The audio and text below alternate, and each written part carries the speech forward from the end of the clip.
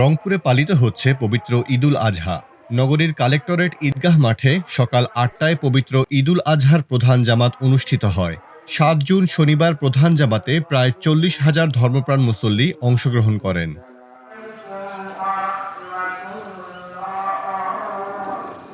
নামাজে ইমামতি করেন কেরামতিয়া জামে মসজিদের খতিব মাওলানা বায়েজিদ হোসাইন। খুতবায় কোরবানির তাৎপর্য, আত্মত্যাগ ও মানব কল্যাণের গুরুত্ব তুলে ধরেন। আমি মনে করি যে আজকে একটা শান্তিপূর্ণ পরিবেশে নতুন বাংলাদেশ গড়ার প্রত্যয় নিয়ে আমাদের দেশের মানুষ আজকে এই পবিত্র ঈদুল আজহা উদযাপন করছে এবং আমি মনে করি যে আগামী ঈদ আসতে আসতে বাংলাদেশ একটা শান্তিপূর্ণ গণতান্ত্রিক একটা সুন্দর বাংলাদেশ তৈরি হবে। প্রতি বছরের ন্যায় এবারও ব্যাপক উৎসাহ উদ্দীপনার মধ্য দিয়ে রংপুরে উদযাপিত হচ্ছে পবিত্র ঈদুল আজহা। কঠোর নিরাপত্তা এবং সুশৃঙ্খল ব্যবস্থাপনা ছিল প্রশাসনের পক্ষ থেকে। মুসল্লিদের নিরাপত্তা নিশ্চিত করতে মাঠের চারপাশে বসানো হয়েছিল সিসিটিভি ক্যামেরা ও রাখা হয়েছিল পর্যাপ্ত পানির ব্যবস্থা। আজকের এই দিন হচ্ছে আমাদের ত্যাগের দিন।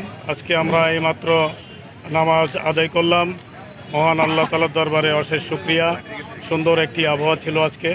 এই সুন্দর আবহাওয়ায় আমরা অত্যন্ত মনোরম পরিবেশে সবাই মন খুলে আল্লাহর কাছে দোয়া করেছি এই জাতির মুক্তির জন্য, এই জাতির উন্নতির জন্য, এদেশের মানুষ যেন ন্যায্যতা, ন্যায় বিচার এবং ন্যায়ভিত্তিক একটি সমাজে বাস করতে পারে। নামাজ শেষে দেশ ও জাতির শান্তি, সমৃদ্ধি এবং মুসলিম উম্মার ঐক্যের জন্য বিশেষ মোনাজাত করা হয়। পরে মুসল্লিরা কোলাকুলি ও শুভেচ্ছা বিনিময়ের মাধ্যমে একে অপরকে ঈদের শুভেচ্ছা জানান।